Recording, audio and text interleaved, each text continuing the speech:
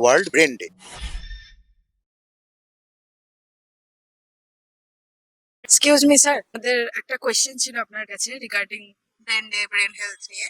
তো আজকের দিনে যেরকম আমাদের বিভিন্ন ওয়ার্কিং প্রফেশনাল তাদের এক্সেসিভ স্ক্রিন টাইম বা এই যে বাচ্চা কাচ্চারা গেমিং তে অ্যাডিকটিভ হয়ে যাচ্ছে, তো এটা আমাদের ব্রেনের উপর কিভাবে এফেক্ট ফেলে, বা এআইও এখন যে একটা হট টপিক, তো সেটা আমাদের ব্রেনের উপর কিভাবে এফেক্ট ফেলে ওটা যদি একটু বলেন। আজকে আমরা যেটা দেখছি যে মানুষ অতিরিক্ত কম্পিউটার, ল্যাপটপ, গেমিং, মোবাইলে খুব অত্যন্ত বেশি নির্ভরশীল হয়ে পড়ছে।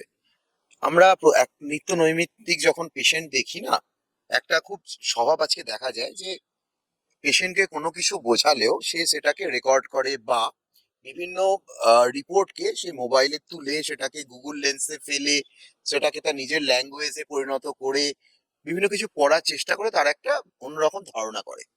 সেই ধারণার জন্য এক তো যেমন তার চিকিৎসা ক্ষতিগ্রস্ত হয়, সে বিভ্রান্ত হয়ে যায়, সেগুলো যেমন করে, সেটা যেমন একটা বড় সমস্যা হয়ে দাঁড়াচ্ছে তাদের লাইফে। তারা বারবার দ্বিধাগ্রস্ত হচ্ছে বিভিন্ন রকম ভাবে, আহ বিভিন্ন ওপিনিয়ন নিতে গিয়ে তারা আলটিমেট চিকিৎসাতে ব্যর্থতাই যেমন হচ্ছে।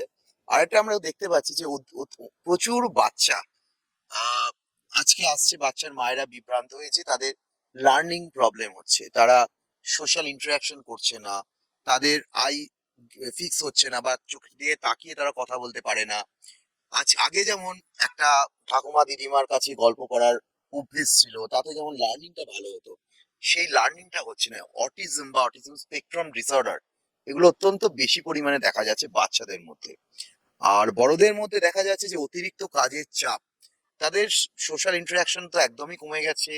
আহ মানুষের সাথে মেলামেশা হয় না, রাত জেগে কম্পিউটারে কাজ করা বা বিভিন্ন গেমিং বা মোবাইল বা আইপ্যাড যখন স্ক্রল করে অত্যন্ত, তখন সেই যে লাইটটা আমাদের বিভিন্ন গ্যাজেট থেকে বেরোয়, সেই লাইটটা একটা ব্লু রে হয়, সেই ব্লু রেটা অনেকটা ডে লাইটকে মিমিক করে।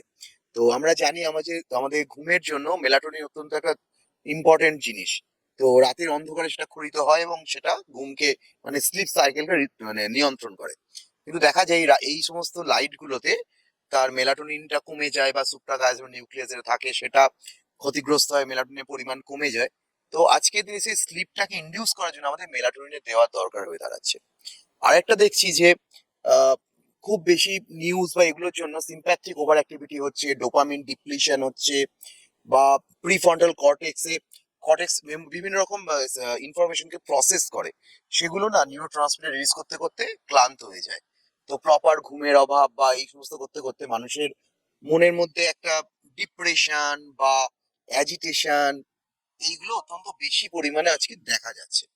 তো যেটা আমরা মনে করি যে এগুলো থেকে যদি একটু মেডিটেশন করা যায় বা অনেকগুলো মাল্টিটাস্কিং, ব্রেনকে মাল্টিটাস্কার না বানিয়ে যদি একটা মেডিটেশন বা একটা কোনো সিঙ্গেল লাইটের দিকে ফোকাস করা বা কোনো একটা সিঙ্গেল মন্ত্র জপ করা, এগুলো যদি করি তাহলে এই মাল্টিটাস্কিং ব্যাপারটা অনেকটা কমে যাবে এবং ব্রেনটা অনেকটা বেশি রিল্যাক্স থাকবে। এই সমস্ত স্লিপ ডিপ্রাইভেশন বা এই সমস্ত করতে করতে অনেক কিছু রোগ আজকের দিনে অত্যন্ত বেড়ে যাচ্ছে, যেমন stroke, cardio vascular disease, kidney disease, এগুলো অত্যন্ত বেড়ে যাচ্ছে। তো সুস্থ থাকুন, ভালো থাকুন, ডিজিটাল মিডিয়াকে ইউজ করুন, কিন্তু সেটাকে অ্যাবিউজ করবেন না। মানে technology is for mankind, mankind is not not for technology. তো ভালো ঘুমান, রাতে পর্যাপ্ত ঘুমান, সুস্থ থাকুন, অনেক রোগ থেকে মুক্তি পান, ভালো থাকুন।